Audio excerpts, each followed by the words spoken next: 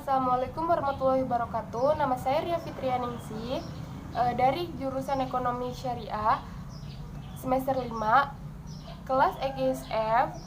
NIM saya 18 14 10 220. Baiklah, saya di sini akan menjawab soal UTS dari mata kuliah Pasar Modal Syariah. Pertanyaan yang pertama, jelaskan definisi pasar modal syariah dan ceritakan tonggak sejarah kelahiran pasar modal syariah Indonesia. Pasar modal syariah secara umum yang dimaksud dengan pasar modal syariah atau pasar modal Islam adalah seluruh aktivitas pasar modal yang memenuhi prinsip-prinsip Islam. Berdasarkan definisi tersebut, terdapat dua faktor yang membentuk pasar modal syariah, yaitu pasar modal dan prinsip Islam di pasar modal. Artinya, untuk memahami pasar modal syariah, maka mempelajari konsep pasar modal dan prinsip-prinsip Islam yang mendasarinya menjadi satu keharusan, tidak bisa dipilih antara keduanya. Tonggak sejarah pasar modal syariah Indonesia diawali perkembangannya tenggang waktu antara dukungan regulasi pemerintah dengan terbitnya produk investasi syariah di pasar cukup lama. Produk investasi syariah pertama di Indonesia diluncurkan tahun 1997. Tetapi fatwa pendukungnya terbit tahun 2001 dan regulasi BPPAM atau yang sekarang disebut OJK tentang pasar modal syariah terbit tahun 2006. Pertumbuhan pasar modal Indonesia secara resmi diawali dengan terbitnya Undang-Undang Republik Indonesia Nomor 8 Tahun 1995 tentang pasar modal. Keberadaan undang-undang tersebut menjadi pemicu munculnya beragam produk investasi di pasar modal Indonesia, termasuk efek syariah yang menjadi tonggak sejarah perkembangan pasar modal Islam Indonesia. Secara garis besar, tonggak sejarah perkembangan pasar modal syariah Indonesia dibagi menjadi dua bagian. Pertama, tonggak kelahiran pasar modal Islam Indonesia yang dimulai pada tahun 1997, dan kedua, tonggak kebangkitan pasar modal syariah Indonesia yang diawali dengan peluncuran Indeks Saham Syariah Indonesia di tahun 2011. Pertanyaan kedua, jelaskan perbedaan antara akad musyarakah dan akad mudharabah pada pasar modal syariah.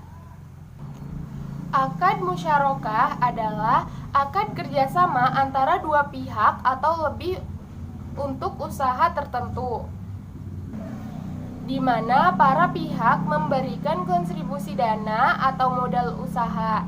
Para pihak yang terlibat dalam akad musyarakah selain akan menerima keuntungan juga harus siap menanggung kerugian usaha. Ketentuan nisbah dalam akad musyarakah bisa berbeda antara nisbah keuntungan dan nisbah kerugian. Dengan demikian, akad musyarakah adalah akad yang mendasarkan profit and loss sharing. Sedangkan akad mudharabah adalah akad kerjasama untuk melaksanakan suatu kegiatan usaha antara pihak modal yang menyajikan seluruh modal usaha dengan pihak pengelola usaha.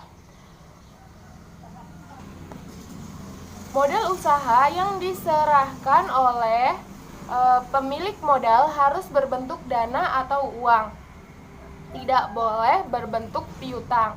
Meskipun demikian, ada sebagian pendapat ulama yang memperbolehkan barang, tetapi harus dinilai berdasarkan harga barang yang dikonversi menjadi dana atau uang tunai. Akad mudorobah sering disebut akad kirod atau mukoroda yang mempunyai arti sama walaupun nama atau istilahnya berbeda. Pertanyaan ketiga, jelaskan beberapa kaidah fikih muamalah yang sering digunakan di pasar modal syariah. Yang pertama, sebagai kegiatan yang menjalankan hubungan manusia dengan manusia, maka kaidah utama fikih muamalah adalah semua kegiatan muamalah boleh dilakukan kecuali ada dalil yang melarangnya.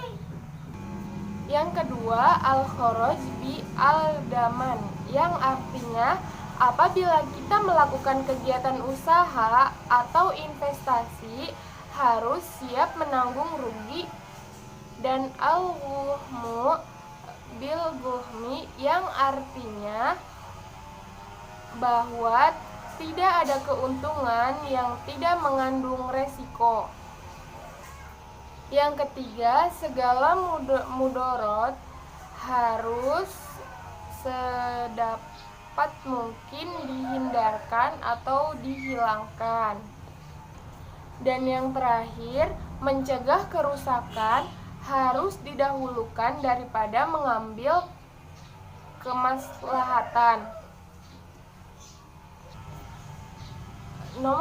Soal nomor 4, jelaskan definisi dari fatwa dan jelaskan peranan dari Dewan Syariah Nasional Majelis Ulama Indonesia pada pasar modal syariah. Fatwa didefinisikan sebagai pendapat atau penjelasan alim ulama terhadap permasalahan dalam peranan hukum Islam. Biasanya fatwa dikeluarkan apabila ada pihak yang meminta atau memohon fatwa terhadap suatu kejadian atau suatu yang akan dilakukan oleh pihak peminta. Meski demikian, fatwa akan dikeluarkan tanpa diminta jika ada masalah penerapan atau kepastian prinsip-prinsip Islam yang terjadi di masyarakat sehingga memerlukan sebuah fatwa sebagai penjelasan atau panduan. Sedangkan peranan dari Dewan Syariah Nasional Majelis Ulama Indonesia pada pasar modal syariah merupakan lembaga yang mempunyai peran sangat penting dalam perkembangan industri keuangan Islam, khususnya pasar modal Islam di Indonesia. Dewan Syariah Nasional Majelis Ulama Indonesia bukan hanya bertugas mengeluarkan fatwa, tetapi terlibat aktif dalam pengembangan pasar modal Islam, termaksud penyusunan regulasi maupun kegiatan edukasi ke masyarakat. Tugas utama Dewan Syariah Nasional Majelis Ulama Indonesia adalah memberikan arahan kepada semua pihak, termaksud pemerintah, dalam menjalankan sistem ekonomi Islam di Indonesia, baik itu dalam bentuk fatwa, surat edaran, sertifikat, kegiatan edukasi, dan literasi maupun bentuk lainnya. Baiklah, cukup sekian itu jawaban UTS mata kuliah pasar modal syariah. Selebihnya